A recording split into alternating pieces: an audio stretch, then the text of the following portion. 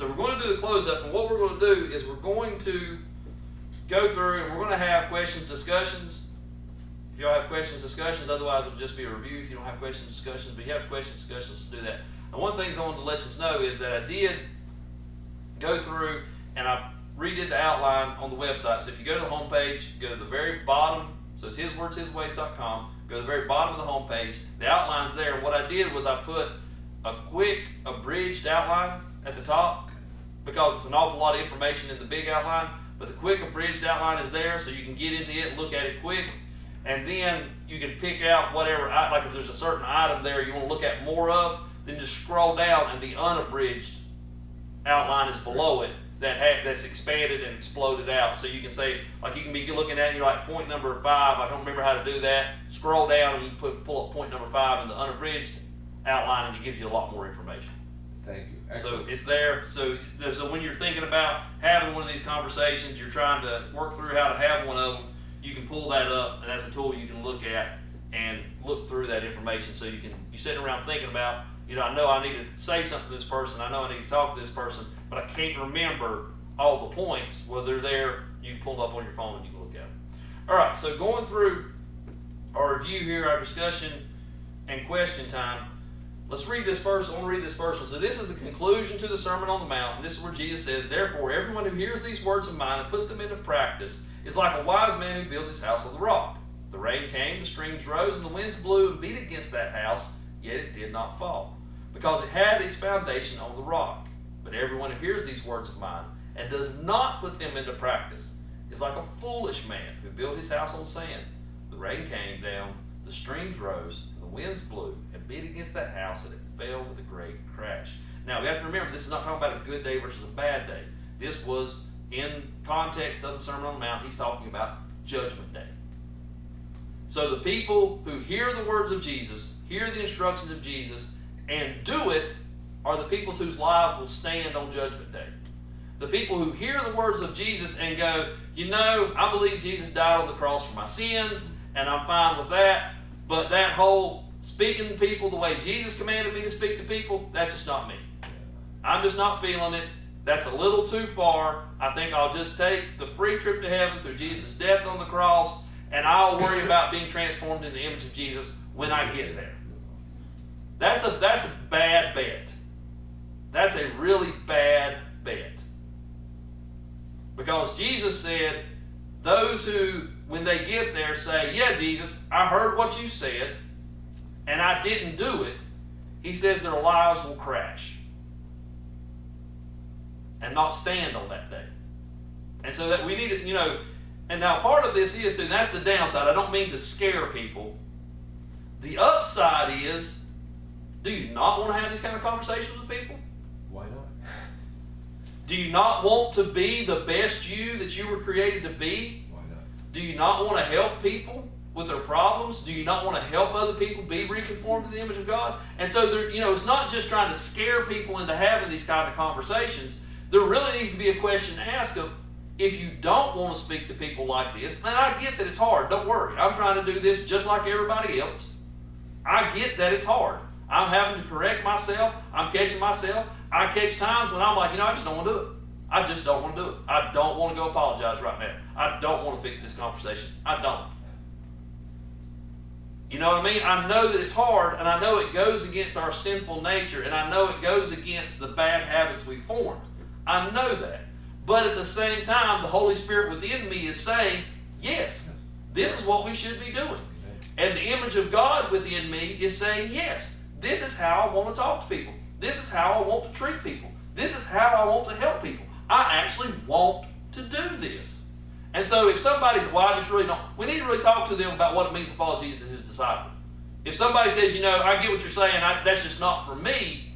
Probably not a disciple, active disciple. Yeah, we need to talk about what it means to really have faith and believe in Jesus. And follow. Right, because they believe in salvation through the cross, but they might not believe in Jesus. And belief in salvation through the cross won't get you into heaven. That's right. Belief and faith in Jesus will get you into heaven and get you into the eternal paradise. All right, so going on with that. Number 1, it is your job as a disciple of Jesus to establish or reestablish safety. Have any questions about that? Now, one of the things I always want to remind us is, Yes, there are those people who are not interested in dialogue and you cannot speak with. Yes, we're not talking about them right now. We're talking about people who actually want to enter into dialogue with you, want to talk to you, but they're having a rough time with it. Right? What is our place in that? Do you have any questions, concerns, comments on that one? That one we've kind of hammered home. Does everybody pretty much get that? It's a great point, and it really works. Yes. Yeah. Now, when is it hard to do this? When is it hard to make the other person feel safe? Now, there's one time that's really, really hard when you don't feel safe. Oh, yeah. Mm-hmm. Do you see what I mean? That's when it's really walking the extra mile. That's when it's really getting, slapped on one cheek and turned on the other. There's one thing, if you feel confident and you feel strong in the conversation, and it's the other person who doesn't feel safe, versus when you don't feel safe in the conversation and you feel like blowing up or you feel like running away, and now not only you don't get to feel safe in the conversation, but you have to make them feel safe in the conversation. That's when this one takes a really hard step. And we think about God coming down to the Garden of Eden, making them feel safe again. Jesus coming into the world as the Messiah, making us feel safe again.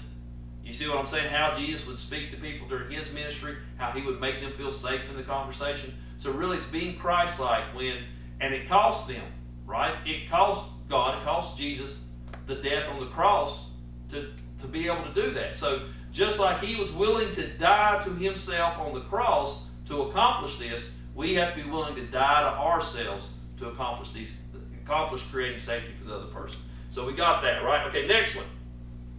Knowing your purpose, right? Knowing your purpose. What's our big, grand, overall purpose? There's kind of two aspects of it. Both of them go back to the image of God. What's the first aspect of the image of God? Me. Yeah. Right?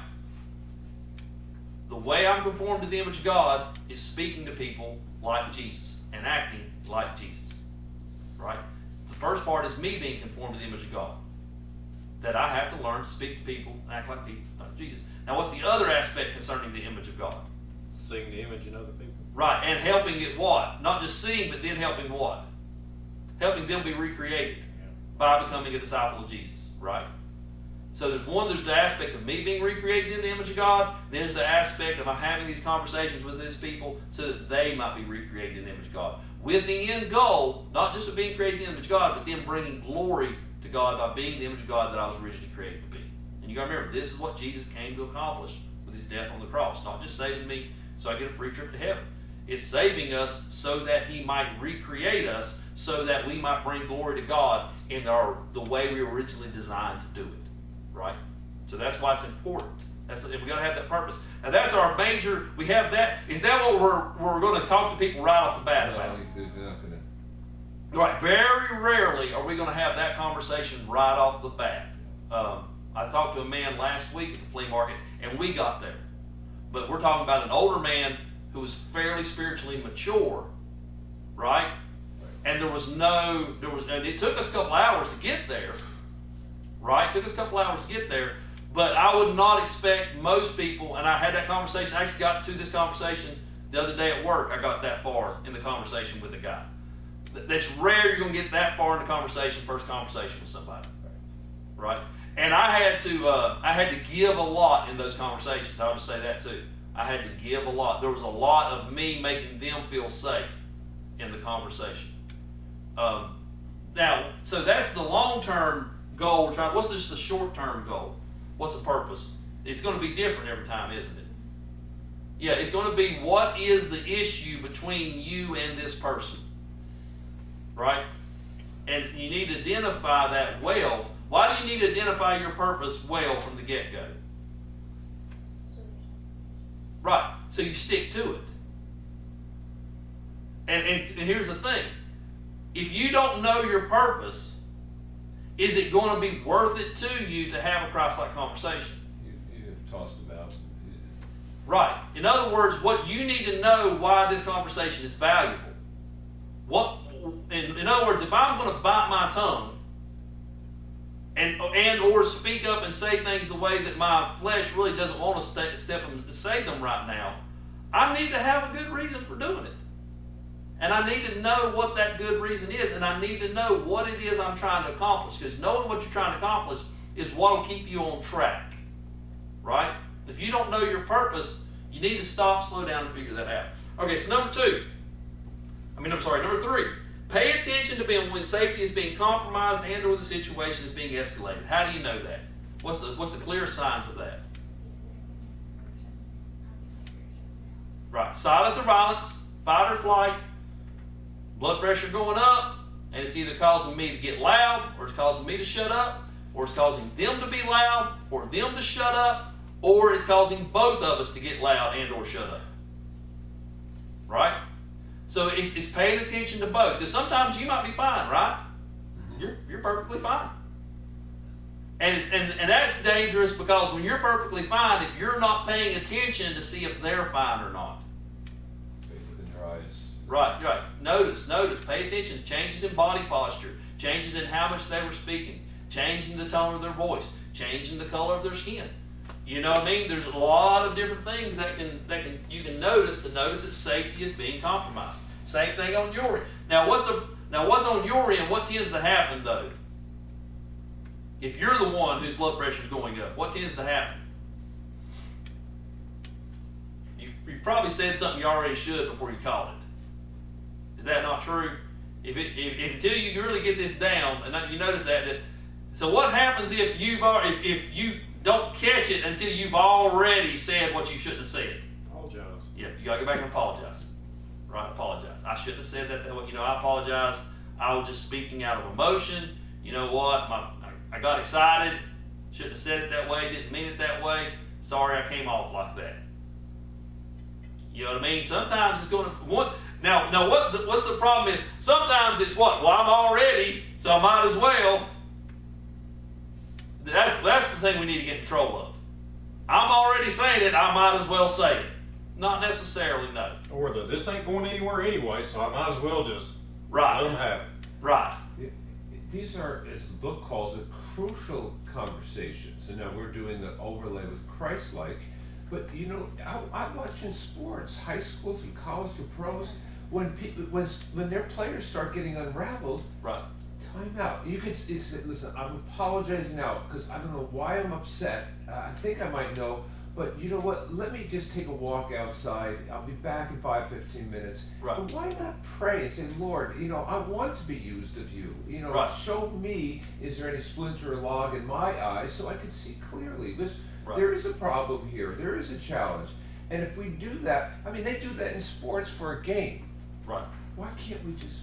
Now, what's the thing now, when you do that, so you take the time out, what's the thing you need to go back and find? There's something you need to go back and find, your purpose. Yes. You know what I mean? Your purpose. Because you go back to that purpose, and you find that purpose, and you say, okay, is that purpose worth me having this conversation in a Christ-like way? Right. Now, here's the thing. If it's not worth you having a conversation in a Christ-like way, is it worth having at all? No. No. Maybe God's using that person to show you a splinter or log in your Right, eye. right. You And see it's what okay. Be open to that. Right. Does that make sense? Yeah. Humble yourself. Right. And the reality is, you also got to think about this too. They may have never had anybody ever speak to them in a Christ-like way. You might be the first person who's ever going to speak to them like this. So many shallow conversations in family, in churches, it's on the internet. Right. So it might take them a minute to get used to it. It might take a minute to work through that. You really want to speak to me in a different way than everybody's ever spoken to me before. You know what I mean? And it might be a strange conversation for a while. It really might be a strange conversation for a while. But you remember that purpose, you back yourself down, you don't get excited. All right. So, now, one of the things is you have your purpose, but what could be the problem? Well, don't jump that far yet. It seems like they may have a different what? Purpose. Right? If you're at odds, there's one of two things. And Jesse kind of jumped ahead a little bit, that's fine. You either have a different purpose, or you have the same purpose with a different Strategy. strategy for accomplishing that purpose. Right? Now you don't know, so going in, the initial is we have different purposes. It seems as if we have different purposes. That's the initial. Right? That's why we're at odds. That's why one person's blood pressure or both people's blood pressure went up. Right? Because we don't feel like we're going to get to accomplish our purpose. And my purpose is important to me. So I have to be willing, I have to commit to finding a mutual purpose, which may not be the same thing as my original purpose. Right? And this is where he says, settle, when you're on your way to court, settle on the way to court. Don't wait till you get there, because the longer you let this thing escalate, the greater price you're going to pay. So the longer you stick with, well, I'm going to accomplish my original purpose come heck or high water. Well, you might be paying a higher price than you were willing to pay to begin with. Right. In order to settle quickly and to get this secondary mutual purpose, you gotta listen. Right. You gotta ask questions. You gotta humble yourself. Right. You gotta bite your tongue. You're gonna hear some Yeah. stuff that you may not appreciate. Yeah, you got to be willing to give on. Now we've got that ultimate purpose, and we don't give on that purpose. Right. But this purpose is right here in front of us now. There's got to be a willingness to possibly give on this purpose. You see what I mean?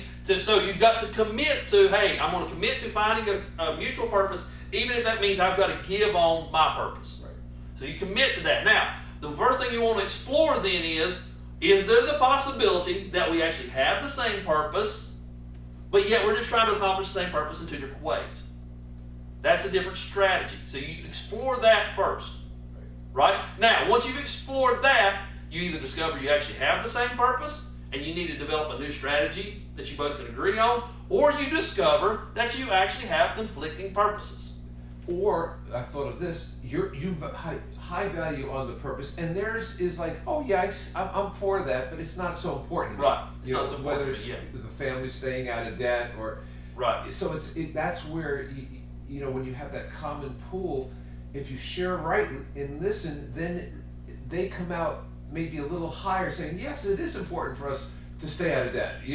Right. Yeah. That's the thing. Is so there's going to be a lot of, and what you got to realize is there's going to be a lot, and that's what we get to in a little bit. There's going to be a lot of conversation to figure out whether it's the same purpose, different strategy, or whether it's different purpose and what the new purpose is going to be. There's a lot, and this is why you have to start with commit to finding it, because it's probably more conversation than you're used to.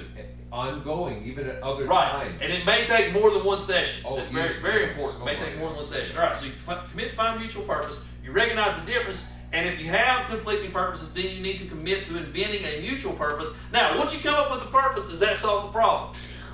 No. Then you've got to come up with a strategy of how you're going to actually accomplish that purpose. And that's a whole other conversation. Right. You see, there's a lot of commitment to conversation here. And now, what's the problem with a lot of commitment to a lot of time for a lot of conversation? It's unrealistic. Well, it is actually. I don't think it's unrealistic. Well, if you try to force it, it's unrealistic. Well, you try to force it in a small amount of time. Yeah. But what I said the problem is. Lots of opportunities to lose safety. So opportunities least safety, and you're going to back it up. But then what about just the time? I might not get to go to the lake as much as I like to. Yeah. I might not get to watch TV as much as I like to. I might not get to name it as much as I like to, because I'm going to be spending an awful lot of time having an awful lot of conversations. But as you have those conversations, you're going to see some people respond and want to be a disciple, and others Right. either say no or keep you at arm's length. And so the Right. Lord gives you discernment, because you can waste your time. Yeah, and that's the other thing, is make sure you're not wasting your time. That is the possibility. And so what you're looking for now, our society has got to the point where does it spend a lot of time on conversations? Oh, it's shallow. Yeah. Why? Because we're going to get back to our entertainment. Yeah. Whatever entertainment is, let's just go, let's have this little short conversation. I say my piece, you say your piece, we agree to disagree. I'm going to go back to my little whatever keeps me entertained. Very shallow. Right? That's where we're at. So this is going to be, we're going to commit to having conversations in ways that people today don't have conversations anymore. Now they used to before, you know why? We didn't have all the Didn't have all, you couldn't turn TV on. You couldn't turn the radio on. You were out, you were stuck in a log cabin with each other, and you didn't have anything else to do. You talked it out. Right. Yeah, I think part of the losing these conversation ability is just really we're entertained to death. Yeah. Yeah, we're entertained to death. All right. Now, one of the things, next thing we're going to talk about is establishing mutual respect. And this is where Jesus says, don't judge unless you yourself, do not judge lest you yourself also be judged. For the measure by which you judge someone, you will be measured back as well. Right? In other words, treat somebody and speak to somebody the way you would like to be treated and spoken to. Because if you think about it, if I have a condescending tone when I speak to someone, how does that come across to that person? What does that condescending tone come across as? I'm not respected. And I'm judging them. Yes. That I'm speaking to them condescendingly because I've passed judgment on them. Right. Well, what are they going to turn around and do right back? That's good to you. Pass judgment on me. Yeah.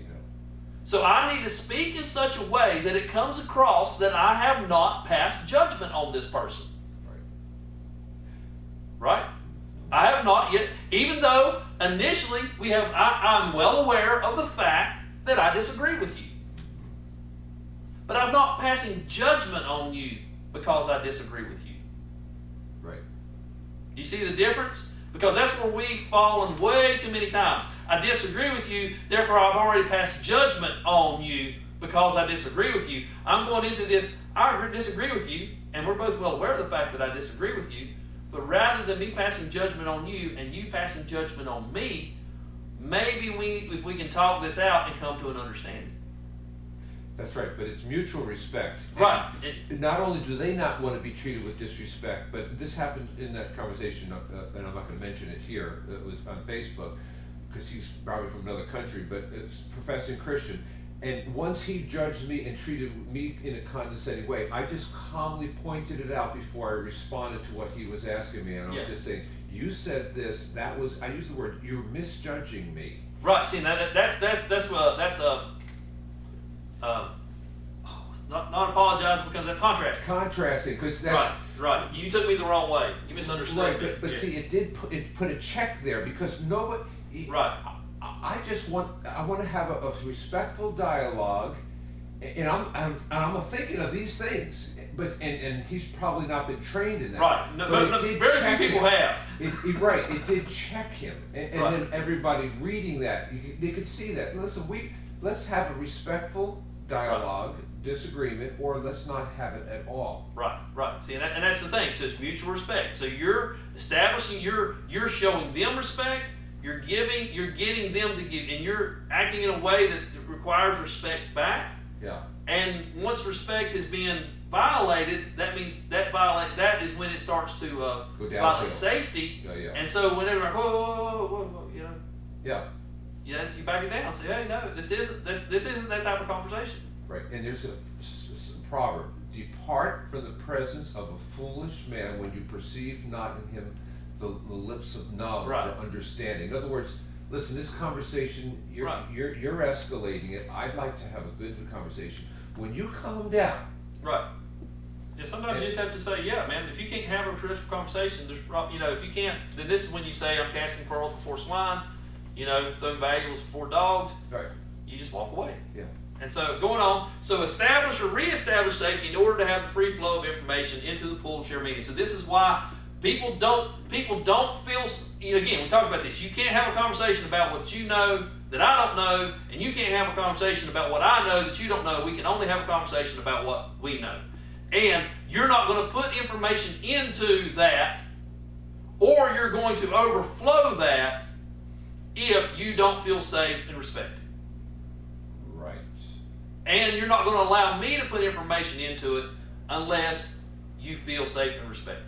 Right, but if you can create that safety and mutual respect and openness, that pool could be expanded. Right, and that's what we want to do. We want to be able to talk about more things than what we already know about. All right, so next thing. Now, of course, that's all great. That's all fun. What's the thing that stops that? Yeah, when the chemicals start running through your brain that tell you to do something completely different. And your whole life, you've acted on those chemicals. And it comes so easily to act on those chemicals. right? And now we talked about, so how do we not act on the chemicals? When the chemicals start flowing, what do we need to automatically think about? There's something that caused that chemical to start flowing. What was it? The story you told yourself. Right? Now, our whole life, we've said that those chemicals were a response to the facts. But in reality, because we talked about how the facts can be the same, but depending on the person who said those facts or acted on or did those facts, we have a different response because of the story we told ourselves between the facts and our emotions. And so when you have your emotions, realize your emotions are never ever based on the facts. Your emotions are based on the story you told yourself about the facts. That's why it's important to have a Christ-like perspective on our stories, a discipleship perspective, Right. because if we really have that, we will have some emotions. Right. Now there's the possibility your story's correct. But don't assume that your story's correct. Because generally, it's not. Because we've not been trained and equipped, because the Right. churches have been shallow, the homes have been shallow, it's not been modeled. Right. That's why the potential here is so great. Right. Even if your story is correct, it falls back on you need to look at yourself first. Take the thing out of your own eye. Right. Assess yourself first, your facts. Yes. So what stories do we generally tell ourselves? There's three stories we normally tell ourselves. It's not my fault. Right. It's all your fault. Yeah. And there's nothing I could have done about it. That's how we've been conditioned to think. It's Right. so sad. Right. That's our three stories that everybody tends to go through. It's not my fault. It's all your fault. I had no control whatsoever over the situation. Wow. Right? And those stories very rarely are true. Very rarely are they true that it's all my fault. It's none of it's my fault. It's all your fault, and there's nothing I could have done. But there's normally some truth to it. It's just skewed. It's just Right. so sad. Right. It's And this is where Jesus says, let your yes be yes, let your no be no. Anything beyond that's from the evil one. Truth. Deal with truth and facts. and honesty, Right. authenticity. Now go back, because if you can't prove it in a court of law, you see what I'm saying? If you don't have enough facts to prove it in a court of law, then you need to consider it your opinion. Right?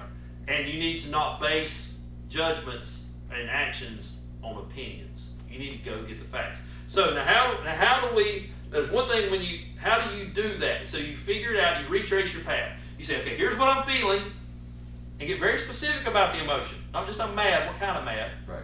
Here's the story I told myself that made me feel this way. Here's what actually happened that I know factually actually what happened. Right. So trace back how you got there. Now, when you go to speak to someone, you need to speak to someone with confidence, right? But with humility. Confidence is, hey, I know this confidence. The difference in confidence is when you go in, and it's not to say that you're not nervous, it's not to say that you're not scared, but it's not the lack of shyness to where you don't, maybe we should have a conversation, but if you don't want to, that's all right. I'll just go back in my hole and hide. Right? Confidence is when you go in with, this is an uncomfortable conversation for me, it's an uncomfortable conversation for you, but to accomplish the purpose that we need to accomplish, we need to have this conversation. And it comes from this teaching. If you understand the first 10 things here Right. and honestly, humbly seek to practice it, knowing you're not going to be perfect, Right. the confidence just kind of comes. Right. It's a humble confidence. Yes. Right? And so then but you need to have the skill. And that's what we talked about. That's why I put those outlines on the website. And I told you there's two things you can be working on. One, find the big giant conversation that you absolutely do not want to have. That probably should be had someday. It'd be nice to have it. It'd be great, if that could all be worked out. But you're like, man, I really, that was the big one. Take that big one, take those outlines, and start working it out. That just in case I ever got to have this conversation, here's how I would have it. And work that out. In the meanwhile, start on the little ones. Right. And just if nothing else, just get one thing right. Now here's something important. What if I get it wrong? You're already getting it wrong. Right? I'm already getting it wrong. Maybe if I just improve one thing. Maybe the only thing I do is apologize when I don't usually apologize. You see what I'm saying? Yeah. If it's just work on one thing at a time, say, you know what, there's one thing in the conversations that I never do. You know, even if I have the bad conversation, I'm going to at least try to retrace how I got mad. Right. What I'm gonna you know, that was a horrible conversation. What happened? Go back and retrace it. Figure out, I got mad. Why did I get mad? Why? Oh, okay. Just start practicing them. Because you're not, again, well, what if I don't get it right? You're already not getting it right. You see what I mean? Right. Go ahead and start trying what pieces you can. I call that a step in the right direction. Right. It might take lots of steps, but you'd rather at least feel better that you thought it through or you Right. apologized, and then you can go to sleep thinking, well, I took 2 steps in the right direction. Right. And like anything else in life, the more you do it, the better you get at it. Yeah. Not only that, you have the big thing, you have the power of the Holy Spirit that is empowering you to do this, according to Jesus. If you believe in Jesus, you're willing to follow Jesus, he said, I will go away, and it's better for you that I go away, because when I go away, I'll send the ecclesia, who's the come alongside her, Right. who is going to help you do what I've commanded you to do. Right. So you have that, right? All right, so you ask yourself these questions. Am I pretending not to realize my role in the problem? And this is another one to think about. This goes back to seeing the image of God in other people. Why would a reasonable, rational, or decent person believe or do this? We tend to begin with, well, they're crazy. They're wrong. Don't begin there. That's the judge not lest you yourself be judged. If you start with, they're crazy, they're wrong, you've already passed judgment. Begin with, they're a reasonable, rational person, and they have a logical reason for doing what they're doing until they prove otherwise. That's right. Right? They have a logical reason for believing what they believe and for doing what they're doing. At least in their mind, Right. it's logical. And they may have a logical reason that I haven't thought of yet, and when they tell it to me, it actually makes sense. You know, I talk about this when one of the things we've got to. So I actually had a conversation with a guy, and it was a very strange conversation. But I started with this because I realized this. He said, I'm an unbeliever. I said, well, what is it that you don't believe in? Is it that you don't believe in God at all? Or you don't believe in the God of the Bible? Or you believe in the God of the Bible, but you don't believe in the churches? You see what I mean? Because what I'm saying, what I'm trying to get at is, what's your logic based on? Because here's the thing: if you don't believe in God at all, you shouldn't act like me. That would be illogical for you to believe and act like me. If you didn't believe in God at all, there's a logical reason for the way you're acting. If you believe in God but you don't believe in Jesus, well, that's another place. You believe in Jesus but you don't believe in the churches. Well, we probably have a lot more in agreement there. You see what I mean? So find out where their logic is coming from, because in their mind, what they're saying, what they're doing is logical. We just haven't taken the time to stop and find out where is that logic proceeding from. And of course, that conversation happened yesterday, but it's indicative of what the fallout is in this whole area. Right. That particular, we'll call it a family, but it wasn't. Right. You know, there were 4 different individuals, all professing to be Christians. Well, one didn't. Oh, that's right. Well, Yeah, you're yeah, right. yeah. That one. But the more we interacted, the more I thought this is. Coming from 4 different planets. But in the same house. Right. But one of the 4 was truly open to discipleship, and that's the one I want to pursue when they come back. Right. Because and they've probably never had anybody have that cordial of a conversation with them. And that's the whole thing. What a wonderful thing. This stuff works. Right, right. And so what you're doing is you sit and you're talking to a family, and there are 4 different people coming from 4 different planets. You should. Yeah. But again, they probably and part of it, some of it too, is one person dominated the conversation. Right. And because this one person tended to dominate the conversation, probably nobody else ever got in on the conversation. Yes. But when somebody sat down and had a cordial conversation with the one person, That was you. You were doing that. right? Well, now the other three people, instead of sitting back and watching the argument, Right. all of a sudden feel safe because they're watching somebody have a safe conversation with this person that people generally probably don't have a safe conversation with. And the meekest, weakest of the four, while you were doing that, Right. I was able to have an Right. effective conversation with that. Because the person who Weakest probably one. normally doesn't feel safe in this situation saw safety. Yeah. Saw people extend safety to one person who people generally probably don't extend safety to because they don't feel safe having a conversation with them, and all of a sudden it made them all feel safe to have a conversation. Yeah. I mean, it's probably, like I said, they're probably sitting there thinking, nobody has ever allowed us to have that kind of conversation before, Yeah. right? And so, yeah, it works. That's the big thing. It works. Now, here's the thing. You're talking about 1 out of 4 Yeah. was really there. Right. 1 out of 4. You know, the odds aren't real high of how many people, but is it worth going through the 4 to get through the 1?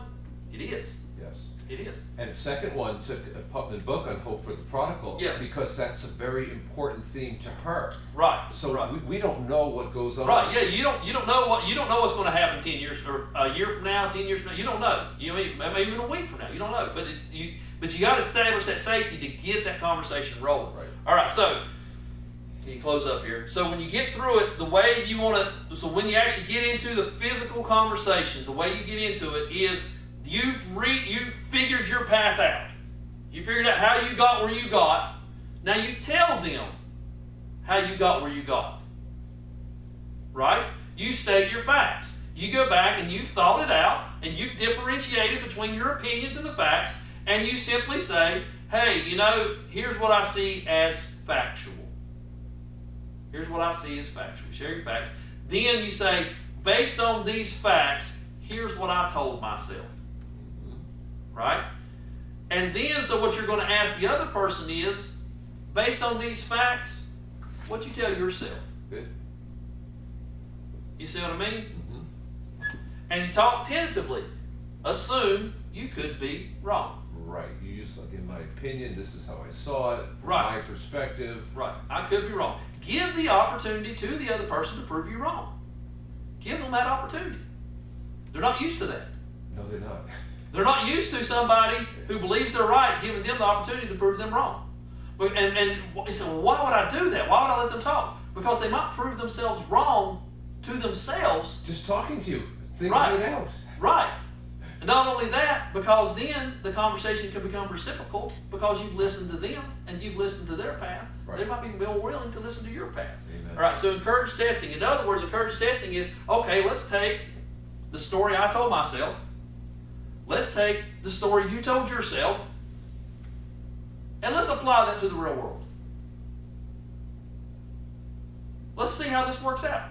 Let's talk about, if your story's true, how does that play out in the real world? Can you have a conversation about that?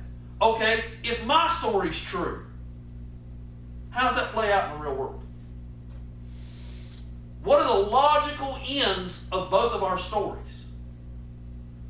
You see what I mean? You help them work through it. This is where you're really going to find out if it holds water or not. And here's the thing. Because of some of the ways and some of the things I was taught growing up,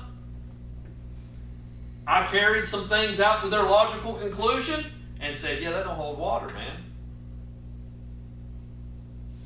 The stories, opinions that I had either been told or had told myself that I believed were true, when I tested it in a real world situation, they don't hold water. And that real world situation could be a third or fourth person in a discipleship Right. group. And that's Yeah. a wonderful dynamic. Everyone's the better for Right. it. And see, this is Jesus' instructions. When you and somebody don't disagree, first you go one-on-one. And if you can't sort it out, you go get a third person to say, hey, man, we're still in disagreement over here. Can you listen to both sides of this story and you tell us which one lines up with Scripture? And that's that pool. It's Right. safety. Right. That's safety for everybody. It's, Right. like you said, people are not used to it. But once we start doing this here, Right. it's compelling, not only the message, but this means. Yeah, that's the big thing, is people not being used to it. And so part of it is it's going to take a while for people to get used to it. Right. But that's one of the things we want to create. We want to create that reputation Oh my. of these are people that will sit down and have a conversation with you, even if they disagree with you. All right, so then what you're doing is, how do you lead them to tell their story? So one, you ask questions. I asked a lot of questions yesterday. I asked a lot, and the thing you could tell had never been asked these questions before. Had never been asked these questions before. Because it was probably just somebody just constantly disagreeing with him. Right. Here's the thing, I knew I disagreed with him. And I knew he disagreed with me. No reason to sit around and beat that with a hammer. Right? Instead, ask questions about, why do you believe what you believe? What is it that you really believe? You know, where did that come from? What does that lead to? What do you think about what I believe? Mm-hmm. You see what I mean? Yeah. And it was cordial the whole time, wasn't it? Oh, and the woman who took the book said, "Oh, we're going to be back." Right. Yeah, right. Okay, so mirror. So mirror is when they say something, maybe they don't realize what they said, how it comes across. Until you say back to them, are you saying this? Right. Right? And the way you may need to do that is paraphrase. Right. Okay, I'm going to take what you said and I'm going to change it into what I understood it to mean in different words. And they go, well, no, that's not what I was saying at all. Okay, well, that's good that I asked you, because had I not asked you, I would have continued on in this conversation thinking you meant this, when in reality, you mean this. And so this is filling that pool of shared information. Because I asked the question, do you mean this? And I reworded it. Because if I didn't do that, he was having a conversation about what he knew that I didn't know, and I was having a conversation about what I knew that he didn't know. But when I paraphrased and clarified, now we're having a conversation about what we both know. Right. You see? He may have had to adjust it, or he sees now the seriousness, Right, because he hadn't had that kind of healthy interaction before. right. It's Yeah. Okay, so then prime is when you're getting nowhere and the wheels are turning. This is when and this takes some skill and this does take some time, when you say, could it be that? In other words, where I think you're coming from, but you're not saying where you're coming from, and you're kind of clamming up and not really going, could it be that? So I'm just going to tell them what I think where they're coming from. What I'm doing is I'm giving them the opportunity to either affirm that or deny it and tell me where they're really coming from. Because what's happening is I think they're coming from a place, and I'm speaking to them as if they're coming from this place, right? But if they're not coming from that place, then we're not speaking about what we both know. So could it be that you think this, and therefore you act this way? And they'll go, oh no, that's not what I think. Okay, well, good. Or they'll say, yeah, that's exactly what I'm saying. Okay. That's exactly where I'm coming from. Does that make sense? And again, there's just time. It's just time. You know what I mean? But again, we got to go back to what Jesus said. Anyone who hears these words of mine and does them, you're building your house on a rock when you do this. And why not enjoy that? It's a good thing. It's Right. hard. Yeah. The other side of that is, part of it is we've become just as frustrated by these conversations. Just quit being. Part of it is learning not to be frustrated by the conversations. One, there's a whole lot of trust in the Holy Spirit. Whole lot of trust in the Holy Spirit. His Of words, saying, his ways. all right, God, here's what I'm going to do. I'm going to take what Jesus said, and I'm going to do it. And I'm going to let you sort out how this works out. Why not? What a great place to be. That's free. Right. You know what I'm saying? I'm going to take and do what you said. You sort out how this does, through the power of the Holy Spirit, through whatever. You sort this out. That's what I'm going to do. Now, here's the thing. If I really can go back and say, I went through this conversation the way Jesus told me to go through this conversation, and it fell all to pieces, should I feel guilty? No. Because you tried. Yeah. Right? And this person was a pig who turned on me and tore me to pieces. You know, I can stand before God and say, God, I tried with that person. I give that person every opportunity under the sun, the way Jesus asked me to give them opportunity. I'm clear. That's right. You know what I'm saying? Now, I might be, if somebody who's important to me, I might be heartbroken. You know, I might be heartbroken that they didn't respond. That can be happening. But there's no guilt on my side. There's no guilt on, well, man, I really should have said that to them that way. If I said it the way Jesus said to say it, then there's no guilt on my side, and I'm free. And the other side of that is, just because that conversation fell all to pieces, don't mean that there's not going to be another conversation later on.